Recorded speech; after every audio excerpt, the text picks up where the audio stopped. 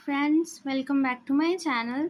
आज हम private company और पब्लिक कंपनी के बारे में पढ़ने वाले हैं डिटेल वीडियो में।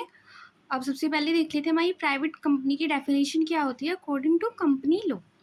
अ private company is the one which it by its article of association restricts share transfer, limit members to 200 and prohibits public invitation for securities। यानी कि निजी कंपनी वह होती है जो अपने उपविधियों द्वारा शेयर के हस्तांतरण पर रोक लगाती है, सदस्यों की संख्या 200 तक सीमित करती है और जनता से पूंजी निवेश का आमंत्रण नहीं देती।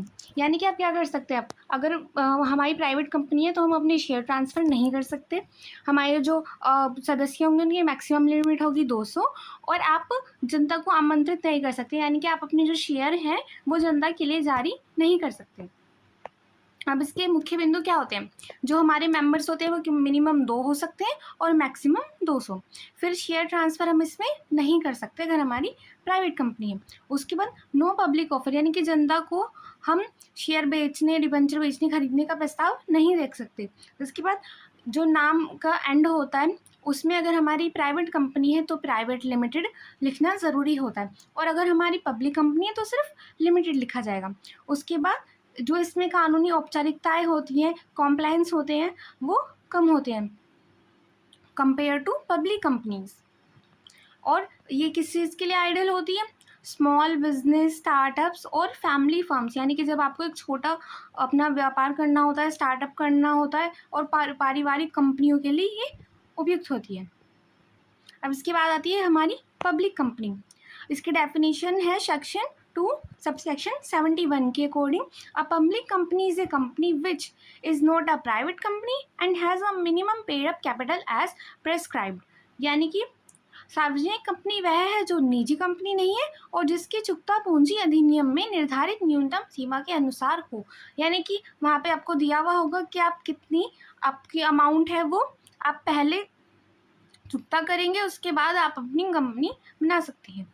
अब इसके मुख्य बिंदु क्या होते हैं, इसके जो सदस्य होते हैं वो मिनिमम हमारे 7 हो सकते हैं और मैक्सिमम की इसमें कोई लिमिट नहीं है। पब्लिक कंपनी में कितनी भी मैक्सिमम लिमिट तक हो सकते हैं। उसके बाद यहाँ पे क्या कर सकते हैं, फ्री शेयर ट्रांसफ़र, यानी कि share can be freely transferred by any member. कोई भी सदस्य अपने शेयर फ्रीली ट्रांसफ़र कर सकता है, उस पर कोई रोक नहीं है, पर निजी कंपनी में रोक है। उसके बाद पब्लिक ऑफर अलाउड, यानी कि आप जनता को अपने जो शेयर्स हैं, अपने डिबेंचर्स हैं, उनको बाय करने के लिए आमंत्रित कर सकते हैं। उसके बाद यहाँ पे नाम के एंड में क्या लगेगा, लिमिटेड, यहाँ पे लगाना ज़रूरी होगा, और अगर प्राइवेट कंपनी है तो प्राइवेट लिमिटेड लगाना ज़रूरी होगा। उसके बाद इसमें जो कानूनी औपचारिकताएं होती हैं वो पब्लिक कंपनी के कंपैरिजन में ज़्यादा होती हैं। तो यहाँ पे क्या होना चाहिए, must follow strict legal and disclosure rules.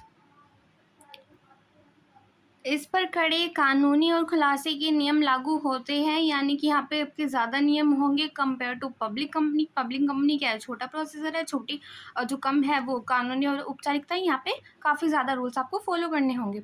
Listed on stock exchange, यानी कि शेयर बाजार में सूचीबद्ध, usually listed and traded on stock exchange. जो हमारी पब्लिक कंपनीज होती हैं वो अक्सर शेयर बाजार में सूचीबद्ध होती हैं, क्योंकि आप क्या कर रहे हैं, शेयर बाजार में क्या कर सकते हैं, लोग शेयर खरीद सकते हैं। यहाँ पे आपको क्या कर रहे हैं, आप अपनी शेयर बेच रही हैं पब्लिक कंपनी के अंतर्गत, तो ये शेयर बाजार में लिस्टेड होती है। अब इसके डिफरेंस देख लेते हैं। अब जो हमारी प्राइवेट कंपनी है उसकी डेफिनेशन दी हुई है सेक्शन 2 सब सेक्शन 68 में, और जो हमारी पब्लिक कंपनी है उसकी दी हुई है सेक्शन 2 सब सेक्शन 71 में। फिर हमारी प्राइवेट कंपनी के मेंबर्स मिनिमम कितने होते हैं, 2, पब्लिक कंपनी के 7, मैक्सिमम मेंबर्स कितने हो सकते हैं, प्राइवेट कंपनी के 200, और मैक्सिमम पब्लिक कंपनी की कोई लिमिट नहीं है मैक्सिमम मेंबर्स की। फिर क्या आप अपनी प्राइवेट कंपनी में शेयर ट्रांसफ़र कर सकते हैं, यस आप कर सकते हैं, पर पब्लिक कंपनी में जो हमारी प्राइवेट कंपनी है उसमें क्या होगा, रेस्ट्रिक्टेड होगा, यानी कि आप नहीं कर सकते, पर पब्लिक कंपनी में आप फ्रीली कर सकते हैं। उसके बाद प्राइवेट कंपनी क्या करती है, पब्लिक ऑफर को नॉट अलाउड, यानी कि आप जो अपनी जनता है आप उनको नहीं बुला सकते, आपकी अपनी शेयर की या डिबेंचर जनता को नहीं बेच सकते, पर पब्लिक कंपनी में आप फ्रीली ले सकते हैं, यानी कि अलाउ है। उसके बाद प्राइवेट कंपनी का नेम कैसे एंड होता है, प्राइवेट लिमिटेड के साथ, और ये लगाना मस्ट होता है दोनों कंपनी के लिए ही अपने अलग अलग, जैसे प्राइवेट के लिए प्राइवेट लिमिटेड और पब्लिक कंपनी के लिए लिमिटेड ओनली। उसके बाद जो लीगल कंप्लेंट्स होते हैं, कानूनी नियम होती है, वो पब्लिक कंपनी में ज़्यादा होती हैं और प्राइवेट कंपनी में कम होती हैं। आई होप अब आपको ये कॉन्सेप्ट क्लियर हो गया हो। Thank you for watching.